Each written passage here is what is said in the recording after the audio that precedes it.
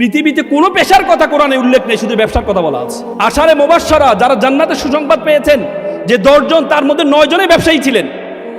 আল্লাহ রাসূল নিজে ব্যবসায়ী ছিলেন, তার ওয়াইফ ব্যবসায়ী ছিলেন, তার 4 খলিফা ব্যবসায়ী ছিলেন।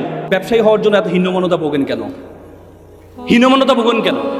আপনার সবসময় মনে করেন টাকা লাগবে, ব্যবসার টাকা ছাড়া তো ব্যবসা হয় না। না, যারা বড় বড় ব্যবসায়ী হয়েছে তাদেরকে জিজ্ঞেস করে দেখেন তারা কত টাকা দিয়ে শুরু করেছে। তারা কত টাকা দিয়ে শুরু করতে জিজ্ঞেস করে দেখেন। পৃথিবীতে সবসময় টাকা লাগে না ভাই। পাঠাও, উবার, তাদের নিজস্ব কোনো গাড়ি আছে? গাড়ি আছে, একটা গাড়ির মালিক তারা। কিন্তু লক্ষ লক্ষ গাড়ি, পৃথিবীর যে দেশে যাবেন উবার আপনার অ্যাক্টিভ। পৃথিবীর কোটি কোটি গাড়ি তারা ডিল করে কিসের মাধ্যমে? শুধুমাত্র একটা সফটওয়্যার কারণে।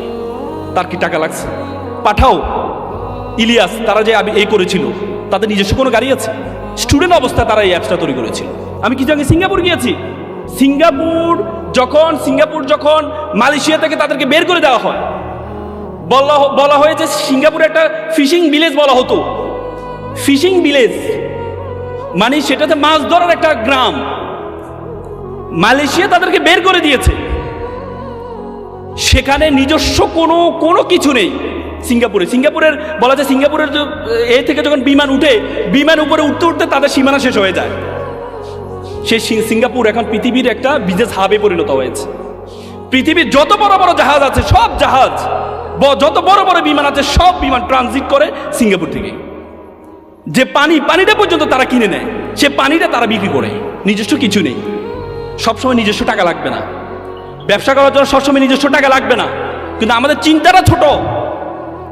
ব্রিটিশরা যখন আমাদের উপমহাদেশে আসছিল, তখন আমরা 7th richest country all of the world, আমরা পৃথিবীর 7ম ধনী দেশ ছিলাম।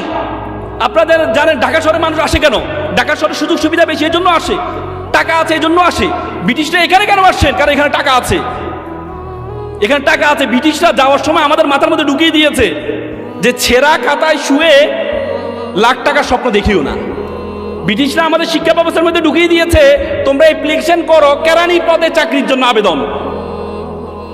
কেন? সিইও পদে চাকরির জন্য আবেদন শিখাইতে পারে না আমাদেরকে? এমডি পদে চাকরির জন্য আবেদন শিখাইতে পারে না আমাদেরকে? কেন আমাদের শিখতে হবে কেরানি পদে চাকরির জন্য আবেদন?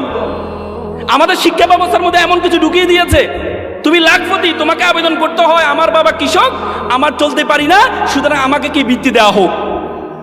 মিথ্যা থেকে শুরু করেছে তোমাকে শিক্ষা।